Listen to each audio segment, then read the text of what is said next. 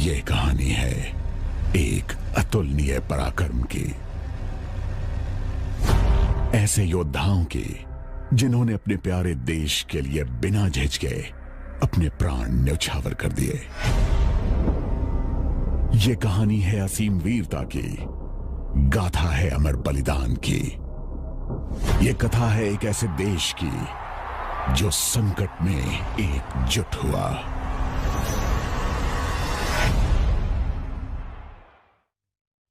जनवरी 1965, कच्छ का रण। पाकिस्तान ने कच्छ के रण के 50% हिस्से पर अपना दावा ठोक दिया। भारत ने जवाबी कार्रवाई की। दोनों ही देशों के बीच सीमा पर कई मुठभेड़ें हुई। कच्छ के रण में पाकिस्तान ने अपने इसी दुस्साहस के नतीजे में नाकाम होकर ऑपरेशन जिब्राल्टर की शुरुआत की। अगस्त 1965, कश्मीर घाटी। पाकिस्तान के हथियारबंद घुसपैठियों के कश्मीर में घुसने की खबर मिली। घुसपैठियों का मकसद था राज्य में घबराहट पैदा करना। पाकिस्तान अपनी इस हमलावर कार्रवाई को यह शक्ल देना चाहता था कि कश्मीर के लोग भारत के खिलाफ उठ खड़े हुए हैं और इसी बहाने से वो कश्मीर को अपने साथ जोड़ने के लिए अपनी सेना का इस्तेमाल करना चाहता था। इस चाल को उसने नाम दिया था ऑपरेशन जिब्राल्टर। आखिर किस कारण पाकिस्तान ने यह सोचा कि 1947 में उसकी जो योजना नाकाम रही वो 1965 में सफल हो जाएगी? प्रधानमंत्री लाल बहादुर शास्त्री ने ऐसे नाजुक दौर में देश की बागडोर संभाली जबकि हाल ही में हमने चीन के साथ एक मुश्किल युद्ध लड़ा था। हमारी सेनाएं बदलाव के दौर से गुजर रही थी और हम गंभीर खाद्य संकट भी झेल रहे थे। दूसरी तरफ पाकिस्तान को अमेरिका से बेहद उन्नत हथियार और साजो सामान मिल चुका था। लेकिन यह पाकिस्तान की एक बड़ी भूल थी। वो ये भूल गया कि किसी देश की असली शक्ति उसके सैनिकों के मनोबल में होती है, उसकी मशीनों में नहीं। भारतीय सैनिकों ने हमेशा अपने जीवन का बलिदान देकर भी देश की रक्षा की है और तिरंगे के मान को हमेशा कायम रखा है। भारत ने पड़ोसी के इस हमले को हल्के तौर पर नहीं लिया। प्रधानमंत्री शास्त्री ने शत्रु का मुंह तोड़ जवाब दिया। अगर तलवार की नोक पर या एटम बम के डर से कोई हमारे देश को झुकाना चाहे, दबाना चाहे, ये देश हमारा दबने वाला नहीं। तो एक सरकार के नाते हमारा क्या जवाब हो सकता है सिवाय इसके कि हम हथियारों का जवाब हथियारों से दें। फौरन ही ऑपरेशन जिब्राल्टर को जड़ से खत्म करने की योजनाएं बनाई गईं। यह था पाकिस्तान के कब्जे वाले कश्मीर में मौजूद हाजी पीर बंद, जो भारत के उरी और पुंछ शहरों के बीच मौजूद था। 25 अगस्त को ऑपरेशन बख्शी की शुरुआत की गई ताकि हाजी पीर पास को अपने नियंत्रण में लिया जा सके। वन पैरा के सैनिकों ने मेजर रंजीत दयाल के नेतृत्व में बेहद खराब मौसम और बारिश की परवाह न करते हुए घनघोर अंधेरे में इस खतरनाक पहाड़ की फिसलन भरी ढलानों पर चढ़ाई की ताकि इस दर्रे पर हमला किया जा सके। और फिर उन्होंने सफलतापूर्वक हाजी पीर की चोटी पर तिरंगा लहरा दिया। मेजर रंजीत दयाल को महावीर चक्र से सम्मानित किया गया क्योंकि उन्होंने बेहद मुश्किल बाधाओं के बावजूद अपना निर्णायक और प्रेरणाप्रद नेतृत्व प्रदान किया था। हाजी पीर पास पर कब्जा होने से ऑपरेशन जिब्राल्टर की हवा निकल गई और शत्रु की योजना धरी की धरी रह गई। फिर इसके बाद पाकिस्तान ने अखनूर में एक बड़ा सैनिक हमला कर दिया। इसका मकसद था जम्मू और कश्मीर को बाकी भारत से अलग थलग करना। अब दोनों देशों के बीच युद्ध छिड़ चुका था।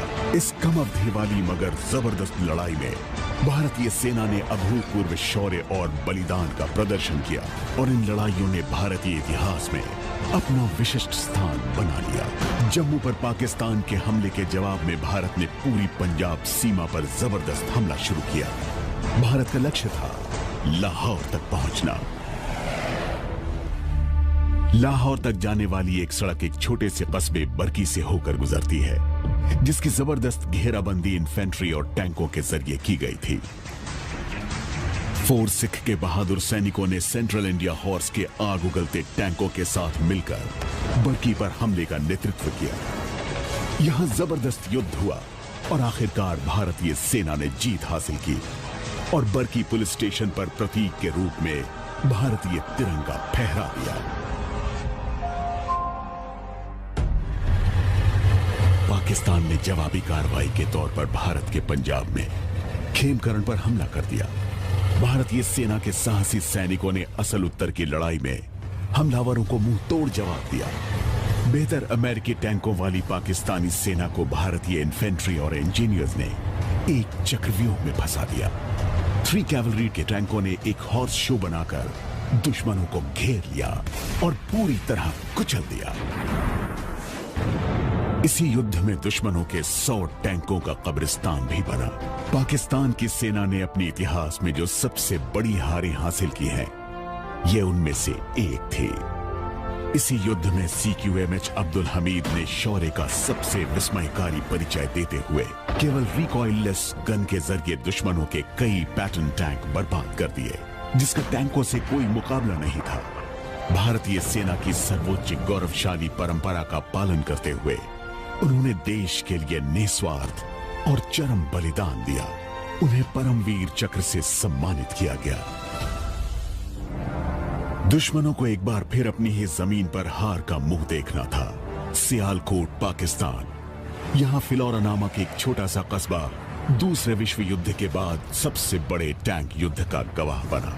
यह लड़ाई टैंकों के बीच केवल 100 गज की रेंज में हुई थी। भारत की 2 सबसे पुरानी रेजिमेंट्स पूना हॉर्स और हॉटसन्स हॉर्स ने इस युद्ध में भारत को जीत दिलाई।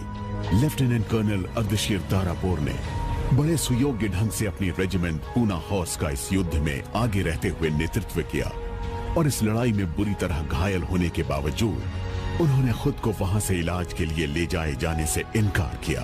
उन्हें मृत्यु उपरांत परमवीर चक्र से सम्मानित किया गया।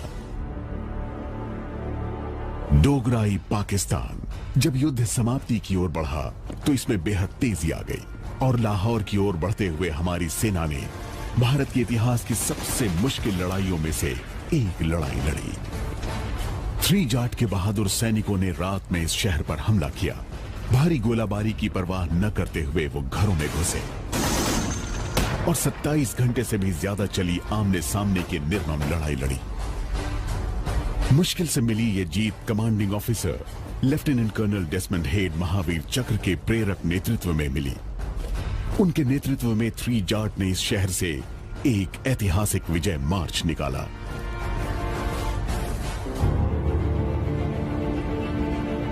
हमारे योद्धाओं ने हमारे साहसी हवाई योद्धाओं की सुयोग्य मदद से पाकिस्तानी सेना को जहां का तहां रोक दिया।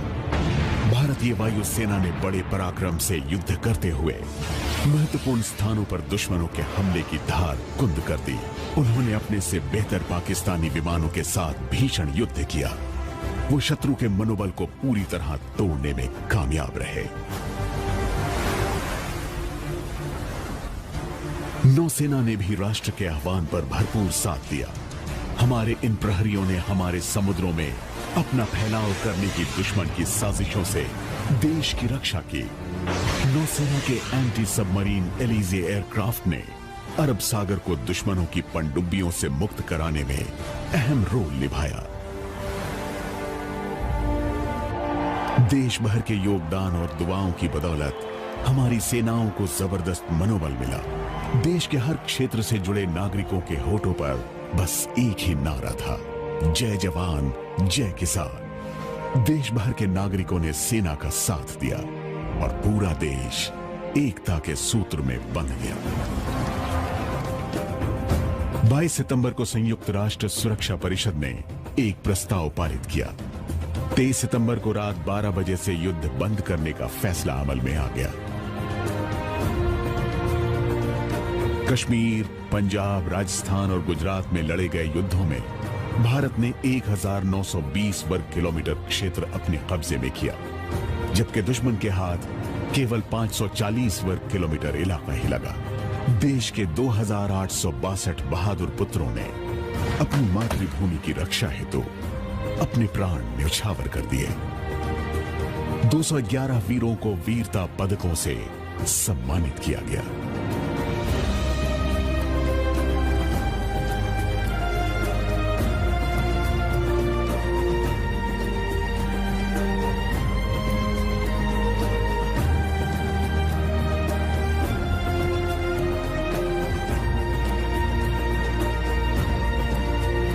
दुश्मनों को बुरी तरह मुंह की खानी पड़ी और उनका आत्मविश्वास मिट्टी में मिल गया।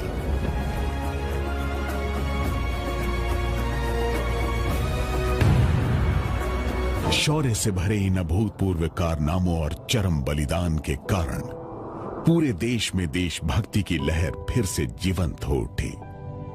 1965 के युद्ध के 50 वर्ष पूरे हो रहे हैं और यह समय है कि देश के हर कोने में बसे सभी भारतवासी एकजुट होकर उन योद्धाओं को याद करें जिन्होंने देश की एकता और भारत के सिद्धांत आधारित अस्तित्व के लिए खुद को कुर्बान कर दिया।